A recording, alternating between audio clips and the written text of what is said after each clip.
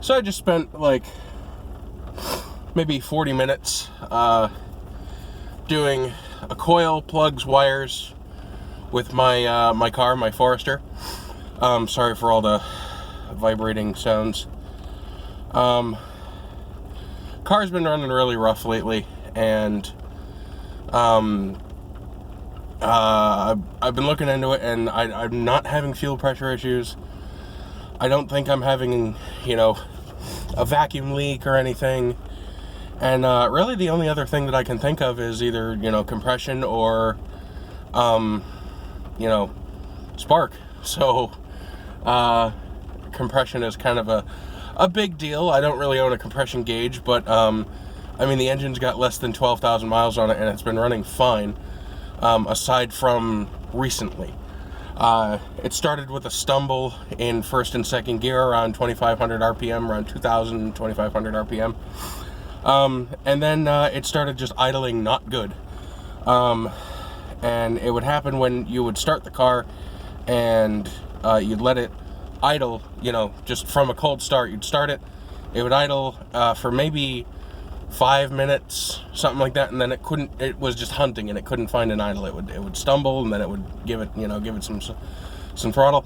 I thought it was the idle air control, so I actually replaced that with a used part that I had in my storage unit.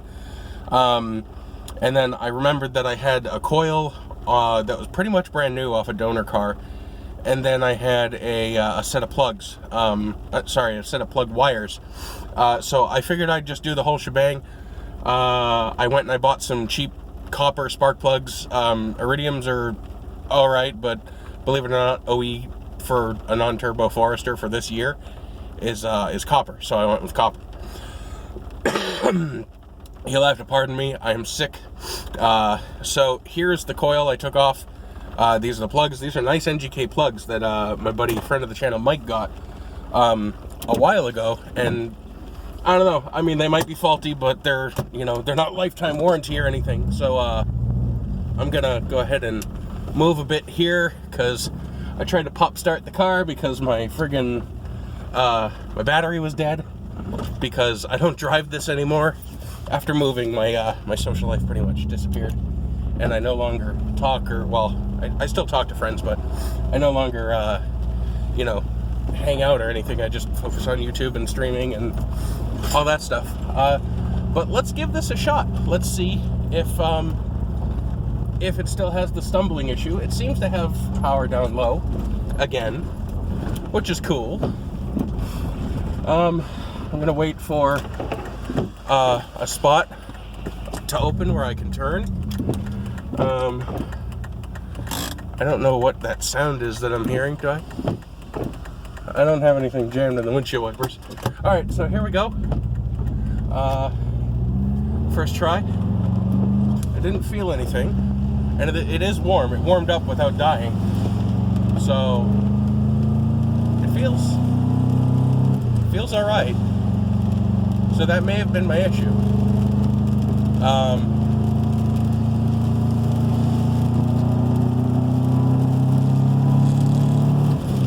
I seem to have the power back, which is good.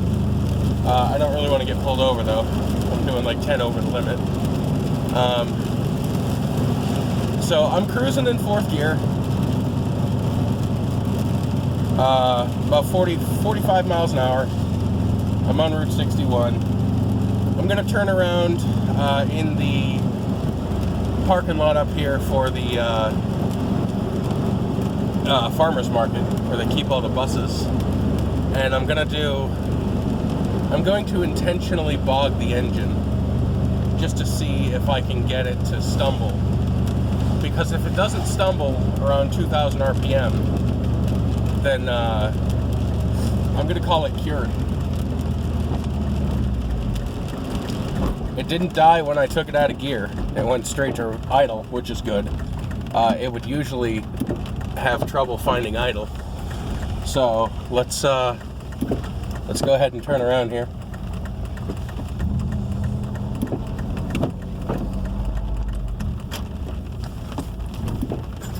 And then the light is red, so we'll go. Alright, so I'm going to shift, Second gear, it's at 1,000. Clean power all the way through to 3,000. All right, look at that. I think it's fixed. This is the happiest I've been in weeks.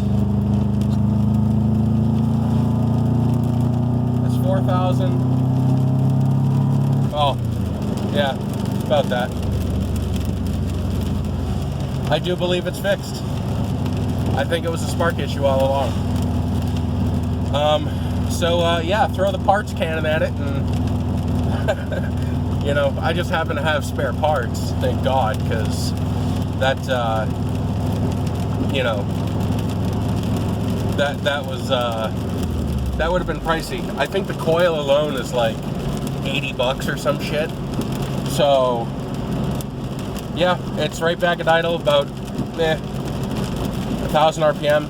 See, and the thing was, it wasn't throwing a code. It wasn't doing anything. It was just being, you know, lame.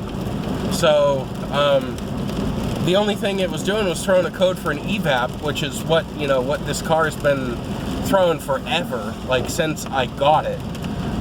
It's a Forester, so it's got a rotted out friggin' fuel neck, filler neck. So I'm gonna go ahead and turn around again. We'll do one more rip up to the deal here, the same place I went to before, and we'll try it again when we're pulling out here. This is Mount Carmel, right by the bridge, by the viaduct. Nobody coming, so we'll go ahead that. I'm gonna put it in second gear, and I'm gonna bog it intentionally. I'm at 1,000 floor, and it just pulled. It just pulled straight through. Usually when it hits 2,000 to 2,500, it would kind of shudder. It wouldn't like die. It would just bog, and you know, it would lose power. You know, everybody was telling me it was an O2 sensor. I just replaced those. They're brand new, and they're like decent ones too. They're not cheap friggin' Chinese bullshit. I put cheap Chinese ones on, but I ended up getting some Denso ones, and they're fine. They're reading fine. You know, it's usually the heater circuit that goes bad on those, and it was absolutely fine. So we're gonna go ahead and get in the other lane. So yeah, I'm deeming this a success. I'm actually kind of happy because you know, I don't have to keep throwing money at this. But yeah, stupid rant video, whatever, and that's turning red, so I'm legit, just don't do this, kids. I'm legit just gonna bang a Yui. We're gonna put it in second, we'll bog it again intentionally. Yep. Alright, it's fixed. It is fixed.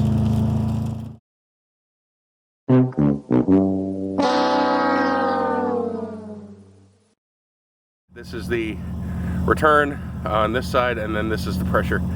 And then the reservoir is down there. Of course, now you start to run like crap. Why do you do that? Like, seriously. I think it's a vacuum leak. I think that the spark plugs fixed it for a minute, because they do that sometimes. Sometimes it do. I'm just gonna let it run for a few, and if it stalls, it stalls. It's got oil pressure. That's the main thing that I'm worried about, to be honest. Is it losing oil pressure? If it's just running like crap, then that's not gonna do anything. It does smell like gas. But the thing is, it's not throwing any codes, so it's kind of, you know, I just put a new coil in it, I put new plugs in it, and I put new wires in it. Well, I didn't put new wires, I put old ones. But it smells like oil, it smells like gas. I don't get it. It runs okay once it's warm, but once it's warming up, it runs like garbage. So I don't know. It'll even out eventually. At least currently it's not having trouble finding an idle. It's just running kind of rough. I really don't know. I'm not going to touch anything, but I'm going to scan the codes and see if it's throwing anything new. But to do that, I need my phone, so bear with me for a few minutes here. Alright, so it came back with the P0447, which is an evap leak, but this car's had that for literal years. It's got a whole typical Subaru fill port for the filler neck for the fuel, the gas.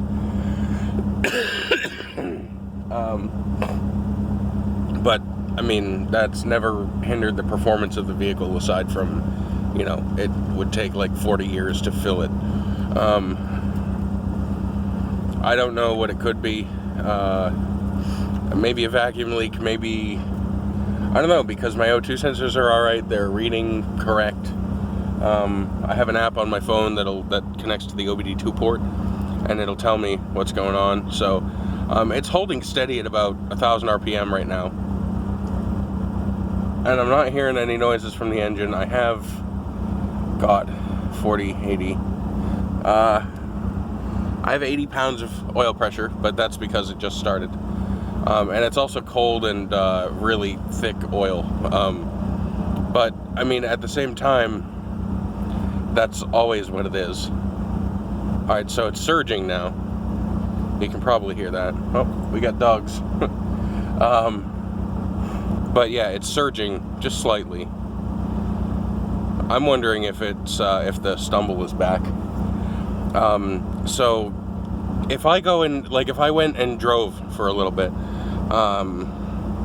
it would be fine. It would be absolutely fine, except for when I would come to a stop. So I'd come to a stop, and it would kind of stumble at no throttle, and it would act like it's gonna stall, just on its own. You know, I don't know. I mean, I'm thinking maybe also idle air control, but I did replace that with a used unit that I cleaned, and I really have no way to test it, so I don't know if it's good. But the odds of getting two bad idle air control valves, probably not super great. But then again, you never know. So I'm gonna look into seeing if I can find a cheap one, because they are rather expensive. But I mean, it seems to have leveled out now. But like I said, if I went and drove around the block a few times, especially like prolonged driving on like a highway or a main road or something, like if I took this out on 61 here, I'd definitely, like if I drove to Walmart, it would, by the time I get to Walmart, when I'm parking, you know, put it in gear to go and pull into my spot or something, it would kind of lurch. It's got to be some sort of vacuum leak, or the idle valve, idle air control, because I mean, unless like the fuel filter is clogged, but then it's conditional, so I mean, you would think if the fuel filter was clogged, it would be clogged all the time, and not just like, you know, while warming up or while, you know, whatever. So it's got to be some sort of vacuum leak or something. I just need to get some like something flammable so that I can spray and see if there's pirate air, or you know, something like that. But we'll figure it out. I'm gonna pick this up tomorrow when I've actually done something. Doug and I are gonna go somewhere tomorrow, so I'll come out early and put the power steering pump in that. Anyways, yeah, let's do that.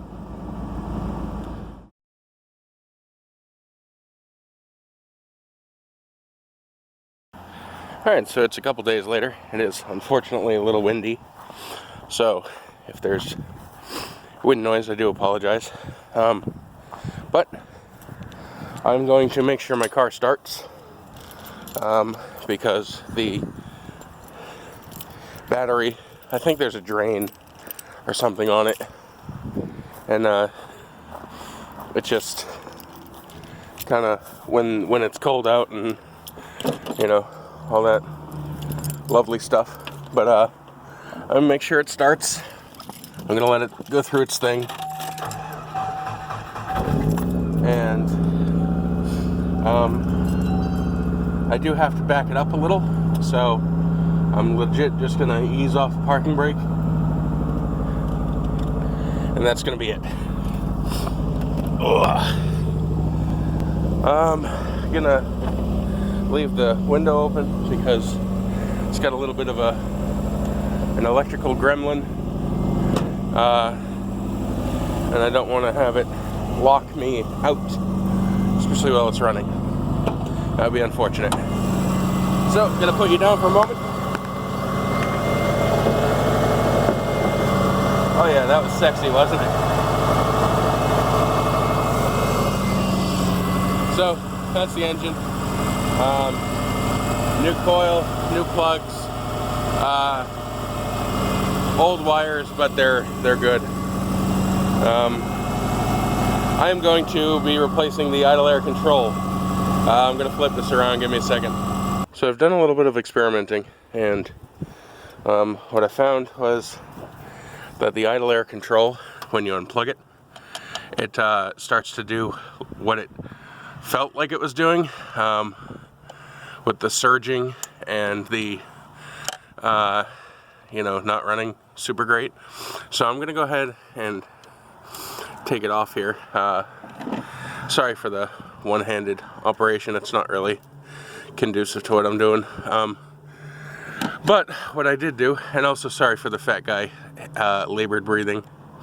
It's just a thing I do, you know, as a fat guy. These machine screws can be a bitch.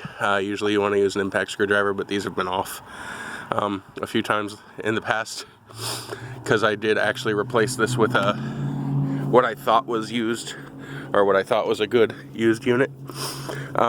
What I did off screen, or off camera, was I sprayed starting fluid all around the intake, you know, basically any point after this where the air could get into the engine and into the combustion chamber.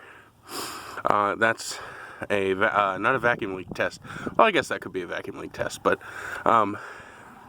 I basically looked and sprayed around for vacuum leaks. That is not a 100% certain way to find vacuum leaks, but it's pretty close. So that's our offending unit. This is I don't know if this is an original, like, or what, but our new one was only like 15 bucks on Amazon, so it might not be super great, but it had good reviews, so I spent a couple extra dollars and went with this one, because the one for like $9 had no good reviews on it, or no reviews at all actually.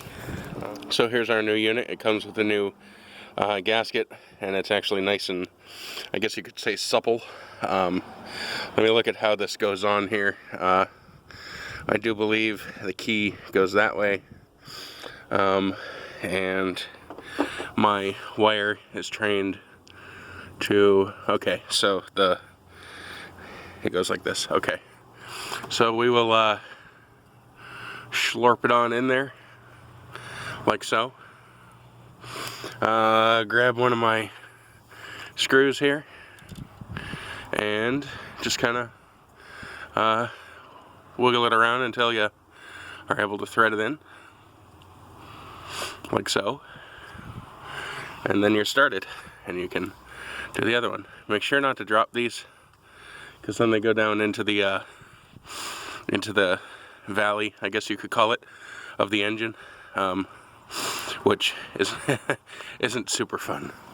Not very fun to deal with. Alright, screwdriver right here, and we'll just go ahead and spin these on home. Reposition here, because a little better for filming. There's that one.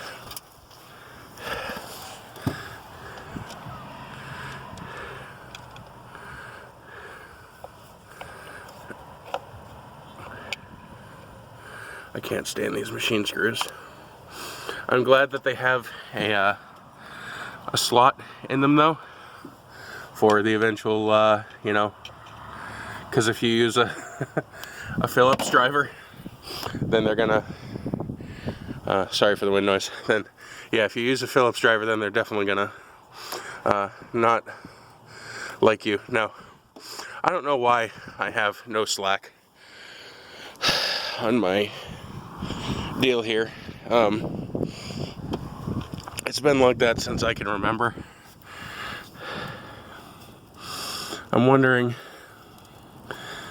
if there's a way that I can fix it. I'm wondering if any of my problems are just,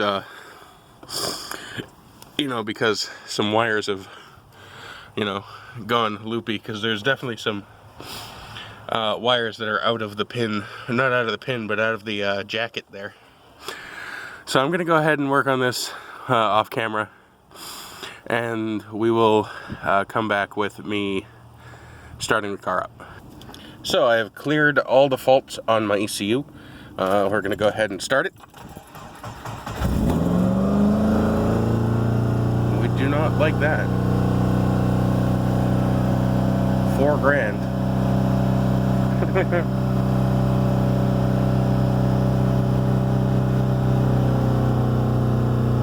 It's coming down.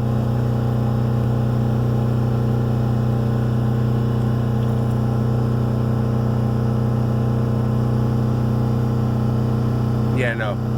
I'm gonna go ahead and cut it. Well, that was a fail. I guess I'll be putting the old one back in, because that was absolutely not acceptable. Acceptable. Alright, so I cleared the faults. Huh. That is the right part.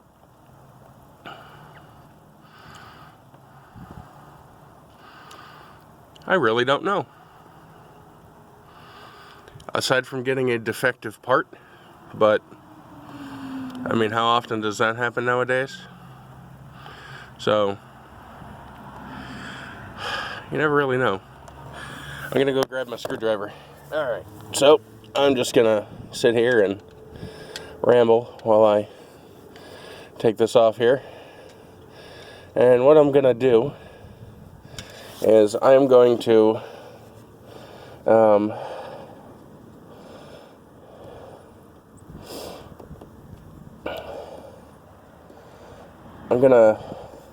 not gonna start the car, but I'm gonna turn the key on and see what it does, if anything, when I turn the key. I'm gonna leave it plugged in, and we'll see what it does versus, 17 chins. We're gonna see what it does versus what the old one does. So I'm gonna go ahead and position this in a way that I can see it from where I turn the key here. Yeah. But I'm not gonna start it, obviously. I'm just gonna put the key in the ignition here, and then you can kind of see it right there. Of course, it doesn't want to focus, but all right. So it extended out a little, and then extended out all the way, and then so that seems to be what it does on power cycle. Although, oh, okay. All right. Oh. Okay. Well, let's hope we can find where it yeeted the little cone. Oh, there it is. Okay, it's on the ground here. I can't say I've ever seen that before. It looks like it's screwed in. I'm gonna clean this off and give me a second. All right. So this is what it just yeeted across the friggin' hood of the car, or the engine bay. I wonder if it'll do that with the other one. I mean, I really don't know. Stand by. So I took it off, and something to note, it's physically warm. Like, the engine didn't have enough time to warm up. You saw I ran it for like, you know, not even a minute, and this is physically warm. And this will not screw back in.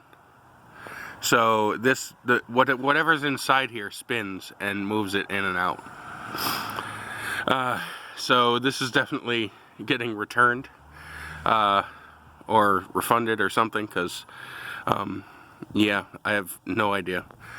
So I'm just gonna save myself the hassle. What I'm gonna do is I'm gonna actually take the seal off that and use it on this. Not that I think it's gonna fix my problem, but just in case. So stand by. So I have reinstalled the old one.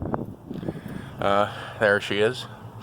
And I'm gonna start the car again with trepidation here, because I really don't want it to rev up to 12 million friggin' RPM. Make sure we are in neutral. Clutch is in. Yep, it's revving normal now. So the grinding-ish sound that you hear is the throw-up bearing. It does need replacing. So I'm just gonna let this run. Not that I think it's fixed or anything, but I have a power steering pump to do in that. So I'm going to let this run, see what it does. I really don't know. And we'll see what happens from there, I guess. You know. So I just started digging into the Outback, doing the power steering pump here. Car's been running ever since. I finished filming what you just saw, and it did start kind of idle and funky, but this is about what it's been doing right here. It kind of did a little, you know, chug for, you know, 30 seconds or so, but this is about all it's doing right now. Now the chirping that you hear is the throw-out bearing, and it seems to be running okay.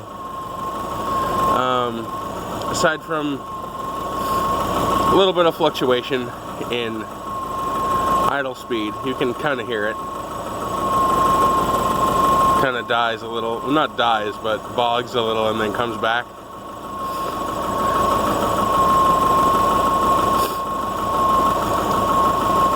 So I'm not calling it fixed, but I did drive it about maybe like 40 or 50 miles a couple days ago, and I didn't have any issues. It was absolutely fine, aside from when I first started it up and it ran kind of funky. So I really don't know. I do believe it is that. I do believe it is that. I just need to get one that's good. So we'll continue that saga. But I guess for now I'm gonna end this video unless something crazy happens. But I guess maybe there'll be a part 2. There might not be. Yeah. So sorry if that didn't solve your problem if you came here looking for something. But yeah.